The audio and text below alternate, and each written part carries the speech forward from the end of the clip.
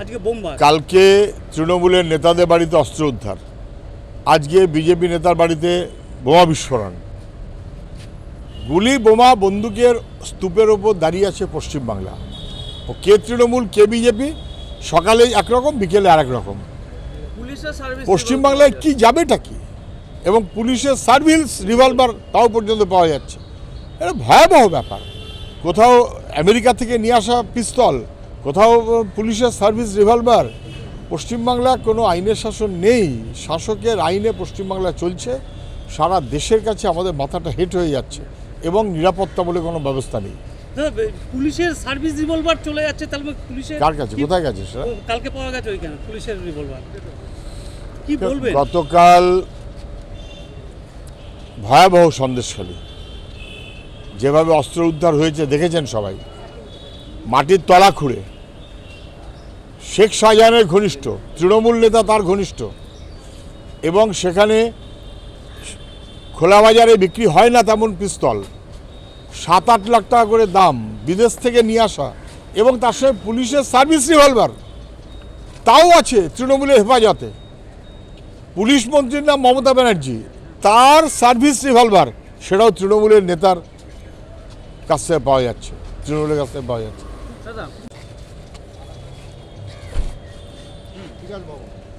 আজকে ছাত্র যুবরা রাজ্যের তারা বিকাশ ভবনে গেছিল, সঙ্গত কারণে গেছিল। চাকরি বিক্রি হয়েছে, এবং দুর্নীতির পাশে মুখ্যমন্ত্রী দাঁড়িয়েছেন বলে যোগ্য ছেলেরাও বিপদে পড়ছে। আমরা প্রথম থেকে বলছি, যোগ্য ছেলে মেয়েদের কাউকে বঞ্চিত করা যাবে না, আমরা শেষ পর্যন্ত তার পাশে থাকবো। কিন্তু দুর্নীতির চাকরি তাকেও কোনোদিন বহাল করা যাবে না। দুর্নীতি যারা করেছে তাদের চাকরি খারিজ হবে, তার বিনিময়ে যারা যোগ্য তারা চাকরি পাবেন, আর যারা যোগ্য হিসেবে চাকরি পেয়েছেন তাদের বহাল রাখতে হবে। স্বাভাবিক এই দাবি নিয়ে ছাত্র যুবরা বিকাশ ভবনে গেছে। পুলিশের এত ভয়, মারপিট শুরু করে দিল, ধস্তাধস্তি, গ্রেপ্তার 6 জন না 7 জন ছাত্র, কয়েকশো ছিল।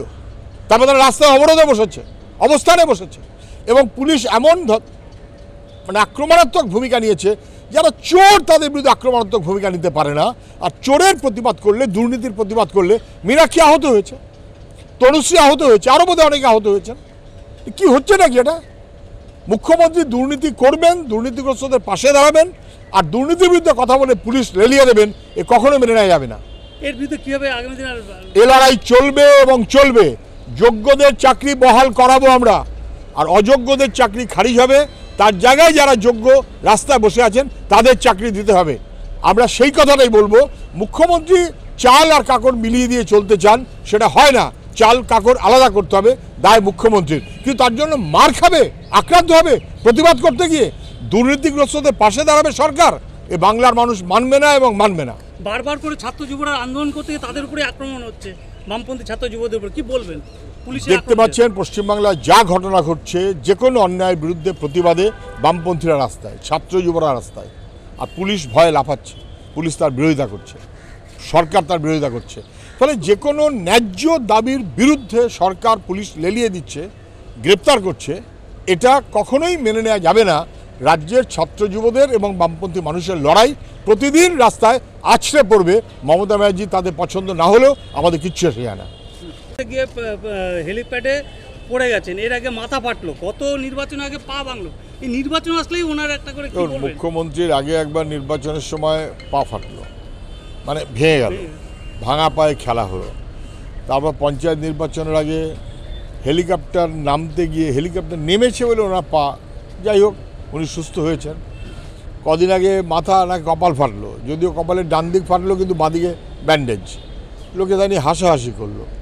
আমি এ নিয়ে হাসাহাসি করার পক্ষপাতী না। লোকে হয়তো বুঝতে পারছে না, বাঁদিকে লাগলে কারোর ডান দিকে ব্যথা হতেই পারে, ডান দিকে লাগলেও কারোর বাঁদিকে ব্যথা হতে পারে। মানুষ হাসাহাসি করলো। আবার নাকি হেলিকপ্টারে কি বিপর্যয় হয়েছে ওনার। উনি কি একটু সুস্থ থাকতে পারেন না? ওনার সুস্থ থাকাটা তো জরুরি, উনি তো মুখ্যমন্ত্রী। উনি অসুস্থ বোধ করলে বা অসুস্থ থাকলে বা চিকিৎসার মধ্যে থাকলে মানুষেরও তো অসুবিধা হয়, বিপদ হয়। ফলে মুখ্যমন্ত্রী আমি জানি না কীভাবে নিজেকে সুস্থ রাখার চেষ্টা করবেন, নাকি অসুস্থ রাখার চেষ্টাতেই আসলে ওরা সুস্থ থাকার আগ্রহ, আমি জানি না সেটা। আমি বলতে পারবো না মুখ্যমন্ত্রী কিসের ভোট পাওয়ার চেষ্টা করছেন আমি জানি না, কিন্তু পশ্চিমবাংলার মানুষ বুঝেছে বাংলা ধ্বংসের দায়ে অপরাধী তৃণমূল, তাকে সাহায্য করছে বিজেপি।